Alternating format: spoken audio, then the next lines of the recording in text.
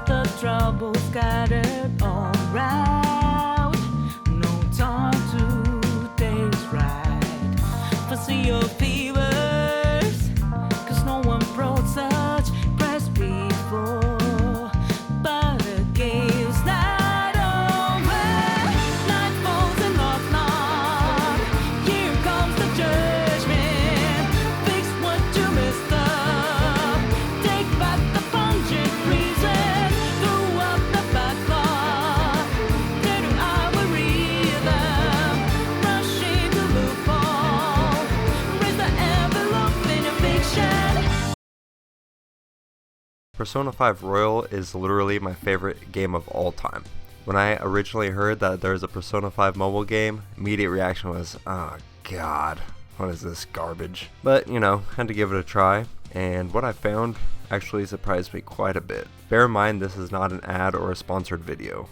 I'm just a big Persona fan, and I just want to let everybody know who may have had misconceptions about this game, what kind of a game it really is. What you'll find with Persona 5 Phantom X is 90% your standard Persona game that you would expect. The other 10% is a gacha mobile game. That might start to scare you off, but let me just put it this way.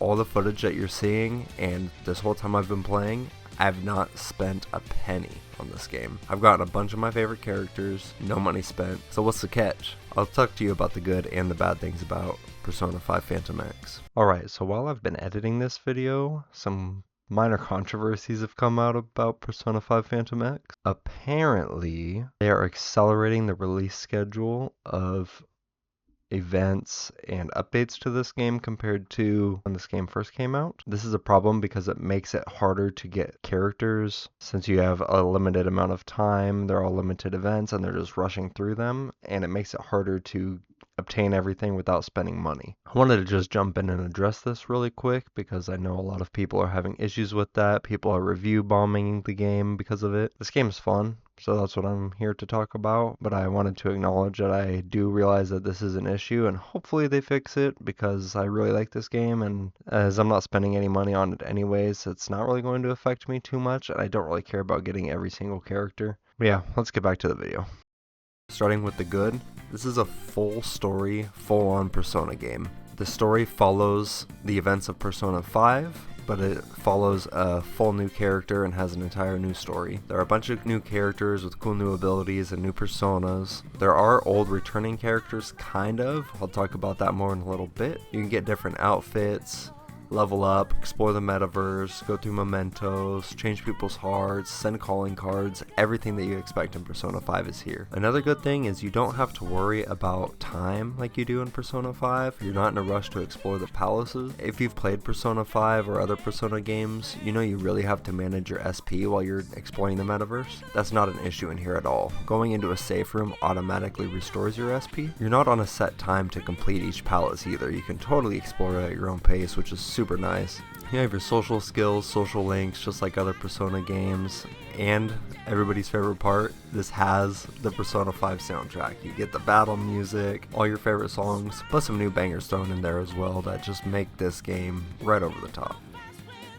Let's start talking about some of the bad stuff. As with all Persona games, the intro is long and takes a long time to get into, and if you've played other Persona games, you might not want to listen to a lot of the intro tutorial crap, but it comes with the game. Persona 5 Phantom X suffers from item bloat. What this means is there are way too many items. You have different items to level your teammates, different items to level your weapons, different items to unlock potential so you can level each of those higher, different items to level personas, increase level caps. It seems like way too much. This is redeemed a little bit because the game shows you where to get these items when you're trying to do these things. So like if you're trying to increase the level cap on your weapon, it'll tell you what items you need, and there's a button that you can tap that says how to get. Makes this easy so you don't have to Google 45 different times to figure out where all the different items are. The worst thing about this game, I think, is it takes a long time to level up your main character, and everything's kind of locked behind that level. For example, I got to the boss of the first palace and was not strong enough to defeat them, and there's not really a lot you can do to level up. You can't just level grind by killing monsters. You have to do daily quests or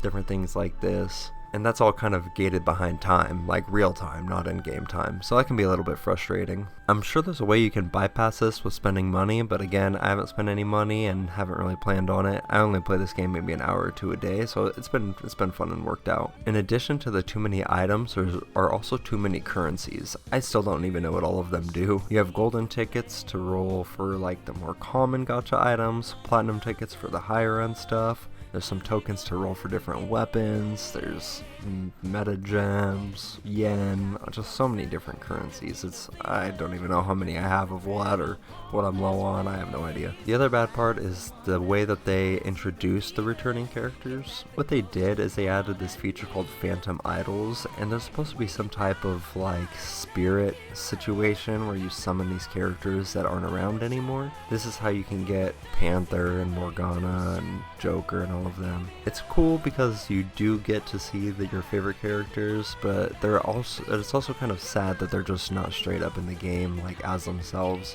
Maybe they are later. I've only finished the first palace, but I guess we'll see how it goes. Overall, if you're a fan of Persona and you like Persona 5 as much as I do, you have to play this. It's free, just give it a shot. You can play it on PC too, I think, which is cool, but I have a Galaxy Z Fold, so playing it on a big screen on my phone is perfect.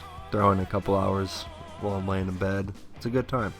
But if you've made it this far, thank you. I appreciate you watching, and I appreciate it more if you subscribe. I'm still pretty new to YouTube, and every subscription helps. Let me know in the comments if you've played Persona 5 Phantom X and what you think of it, and we'll catch you on the next one.